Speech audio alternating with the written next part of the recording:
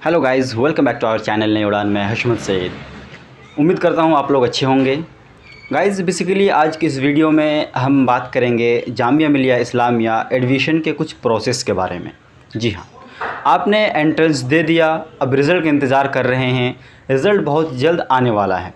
तो मैं आपको बता दूँ, जब फर्स्ट लिस्ट आएगा उसके बाद आप उस लिस्ट में अपना नाम को पाएंगे तो खुशी बहुत होगी। मैं उम्मीद करता हूँ आप में से हर किसी का नाम हो, लेकिन पॉसिबल उतना ही है जितना कि उसमें सीट है।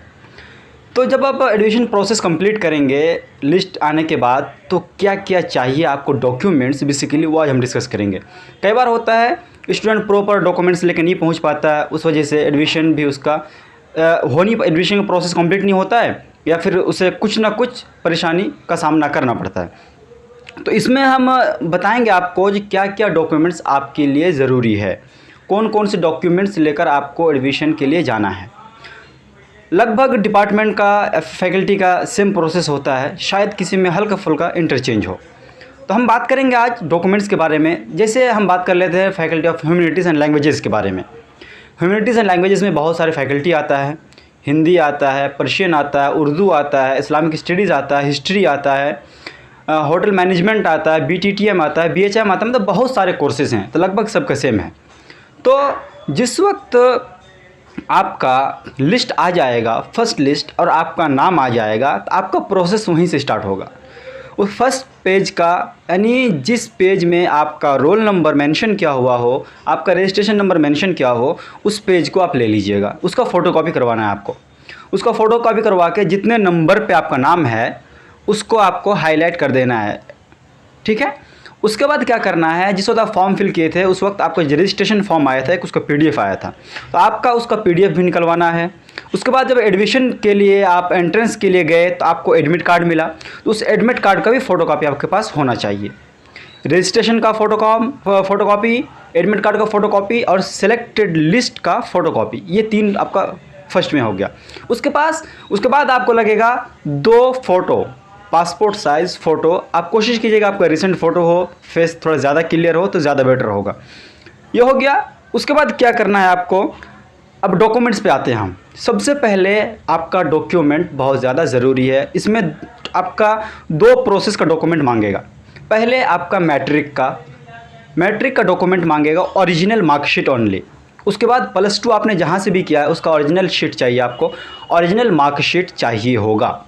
जी हाँ, ध्यान में रखिए, दोनों आपका ओरिजिनल कॉपी चाहिए। साथ में आप फ़ोटोकॉपी करवा के रख सकते हैं, कभी भी ज़रूरत पड़ जाती है। उसके बाद कैरेक्टर सर्टिफिकेट, जहाँ से आप +2 किए हैं वहाँ से आपको कैरेक्टर सर्टिफिकेट दिया जाएगा, तो कैरेक्टर सर्टिफिकेट आपको लाना है। उसके बाद लीविंग सर्टिफिकेट होता है, जब आप स्कूल छोड़ेंगे उसे HLC कहते हैं, तो आप HLC ले लेंगे। बाकी डॉक्यूमेंट के बारे में एक चीज़ बताना भूल गया आपको, जो आप जब डॉक्यूमेंट सबमिट करेंगे +2 का और मैट्रिक का, तो ये वैलिड स्कूल का हो। ऐसे नहीं कहीं और सब उठा पुठा के आप लेके आए, ला के सबमिट करना शुरू कर दिए, तो ऐसा नहीं होता है। जो प्रोस्पेक्टस में या एलिजिबिलिटी में जिस को मान्यता प्राप्त है उसी का आपको देना होगा, उसके अलावा कुछ नहीं। तो जब हम डॉक्यूमेंट की बात कर रहे थे, आपका जो मैंने कहा मैट्रिक का और +2 का मार्कशीट लगेगा, ये आपका सिर्फ ग्रेजुएशन के लिए। बाकी अगर आप मास्टर्स के लिए कर रहे हैं तो उसमें आपको ग्रेजुएशन का भी ऐड करना पड़ेगा। आगे हम बात कर लेते हैं आज कुछ प्रूफ के। तो सबसे पहले आपको एज प्रूफ मांगेगा। यहाँ पे कोई भी एज प्रूफ या कोई ऐसा डॉक्यूमेंट जिसमें आपका एज मेंशन किया हो और वो गवर्नमेंटल हो तो ज़्यादा बेटर है। उसके बाद आपका एक एड्रेस प्रूफ मांगेगा।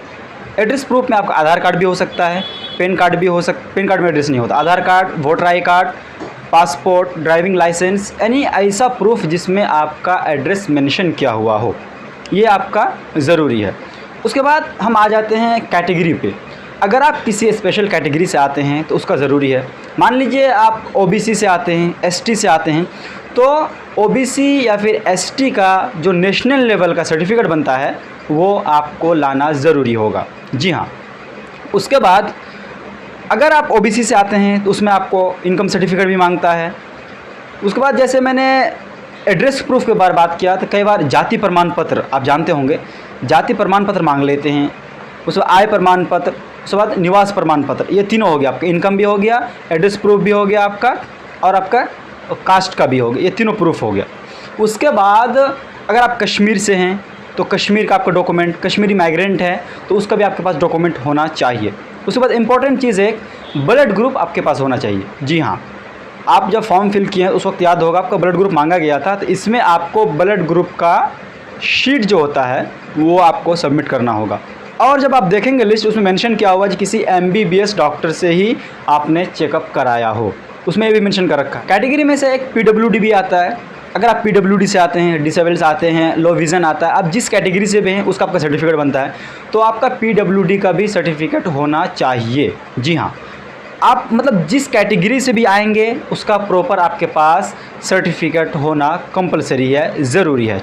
उसके बाद जब ये सारा डॉक्यूमेंट लेके आप आ जाएंगे जामिया में और डीन ऑफिस में आप संपर्क करेंगे, अपना डॉक्यूमेंट्स वेरीफाई करवाएंगे, तो उस वक्त आपको बोलेगा एक एफिडेविट बनवाने के लिए। जी हाँ, ये एफिडेविट क्या होता है, जो कॉलेज जामिया की अगर हम बात करें तो ये जामिया एंटी रैगिंग कॉलेज है, यहाँ पे रैगिंग अलाउड नहीं है। अगर आप किसी के साथ रैगिंग कर रहे हैं या फिर कोई आपके साथ रैगिंग कर रहा है और आप कंप्लेन कर रहे हैं तो उसके खिलाफ एक्शन लिया जाएगा। तो इसी एंटी रैगिंग के लिए जामिया से एक एफिडेविट बनवाया जाता है, वो भी आपको बनाना होगा। उसका ज़्यादा पैसा नहीं लेता है, 200 समथिंग रुपये लेगा। और आपको मैं बता दूं कहाँ बनेगा, जामिया मिलिया इस्लामिया गेट नंबर 4 में एंटर करने के बाद जस्ट राइट हैंड में एक बुक शॉप मिलेगा आपको, वहीं पे जाएंगे, जाके आप बोलेंगे हमको एफिडेविट चाहिए एडमिशन के लिए, वो बना दे देगा आपको, क्या क्या चाहिए सारा कुछ।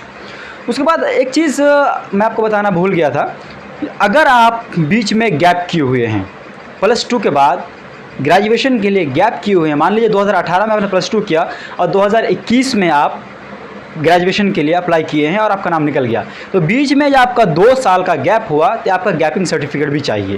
ये गैपिंग सर्टिफिकेट आपका ज़रूरी होता है, ये मांग लेता है। जब सारा प्रोसेस कंप्लीट हो जाएगा, आपका डॉक्यूमेंट वेरीफाई हो जाएगा, तो उसके बाद आपको डीन ऑफिस से एक फ़ी स्लिप दिया जाएगा, जिसमें आपको बताया जाएगा आपको फर्स्ट ईयर में कितना फ़ी पे करना है। वो फ़ी स्लिप लेकर आपको सीधे फिर से गेट नंबर 4 पे जाना है। आपको वहाँ पे इंडियन बैंक मिलेगा, इंडियन बैंक में जाके आप सबमिट करेंगे फ़ी अपना। फ़ी किस कोर्स का कितना है उस पर प्रॉपर एक मैं वीडियो बनाऊंगा, उसका लिंक मैं आपको डिस्क्रिप्शन में दे दूंगा, तो आपको पता चल जाएगा किस कोर्स के लिए किस ईयर का कितना फ़ी है। उम्मीद करता हूँ डॉक्यूमेंट के लिए सारी जानकारी आपको मिल गई है। बाकी और भी कोई जानकारी ऐसा लग रहा हो जो मुझे ऐड करना चाहिए था एडमिशन प्रोसेस में और मैंने ऐड नहीं किया, तो कमेंट बॉक्स में आकर आप हमसे जान सकते हैं, मैं आपका रिप्लाई करने की कोशिश करूँगा। Thank you so much.